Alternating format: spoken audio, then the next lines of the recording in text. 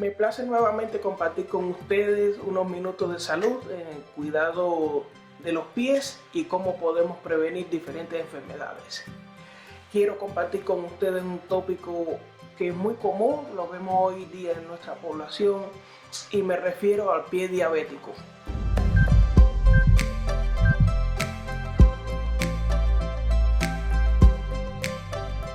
¿Qué es el pie diabético? Son todas aquellas afecciones asociadas al pie del paciente diabético cuyos factores determinantes son tres: infección, isquemia y neuropatía. ¿Qué pasa con estos pacientes? Que su circulación se ve severamente comprometida, provocando diferentes lesiones ulcerosas en los pies que se exponen a infecciones y posteriormente, si no se trata debidamente, puede conducir a una gangrena, amputación y complicaciones que se pueden prevenir si se toman las medidas necesarias. Existen dos clasificaciones para el pie diabético. Está el pie diabético isquémico y el pie diabético neuroinfeccioso. Cuando les hablo del pie diabético isquémico me refiero que hay poca irrigación sanguínea, o sea que la circulación no llega correctamente al miembro inferior. O sea que ese riego que debe llegar a través de las arterias y las venas se está severamente comprometido y no irriga propiamente todas las estructuras del miembro inferior. Me refiero de las extremidades inferiores, los pies, los tobillos y los muslos.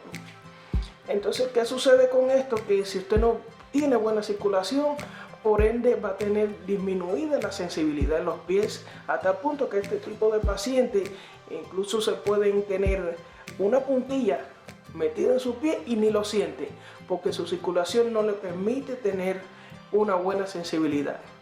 Y el pie diabético neuroinfeccioso son este tipo de pacientes que por una simple cortadita se le crea una lesión ulcerosa que le puede provocar una gangrena, ya sea seca, una gangrena isquémica o una gangrena neuroinfecciosa. Les quiero decir con esto, el cuidado y prevención es muy importante. Aunque lo primero que es necesario y se requiere que se haga, que la persona que sea diabética no se autotrate, sino que rápidamente, al saber que es diabético, vaya y atiéndase con el especialista. No se autotrate, ya que usted mismo sin saber puede provocarse una lesión.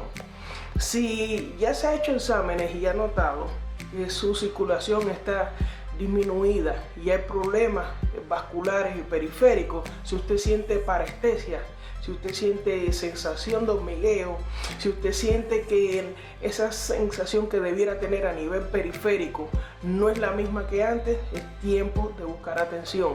Hay métodos sencillos que pueden usarse para esto. Por ejemplo, usted puede coger una palangana o un recipiente con agua tibia y sal Epsom, que se encuentra donde quiera, y usted pone sus pies en el agua por lo menos tibia, por lo menos unos 20 a 30 minutos, 2 veces al día, y esto le va a provocar a usted una mejor irrigación sanguínea y aumenta el nivel trófico y la circulación en sus pies.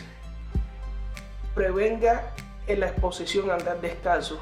Si no es necesario, siempre cúbrase los pies, no ande descalzo, y si va a bañarse es posible use chancleta, ya que esto le va a provocar si hay alguna apertura en la bañadera o si de momento se cae o algo, por lo menos tiene algo de protección en sus pies. La prevención es el punto importante aquí para poder evitarse toda esta serie de situaciones. La detección temprana de cualquier afección le va a ahorrar a usted mucho malestar, muchos appointments y complicaciones, como les había dicho anteriormente, como gangrenas, úlceras, amputaciones y mucho más. Así que espero que hayan aprendido en el día de hoy un poco más. Dios les bendiga y seguimos en este canal aprendiendo de cuidado de nuestra salud. Bendiciones.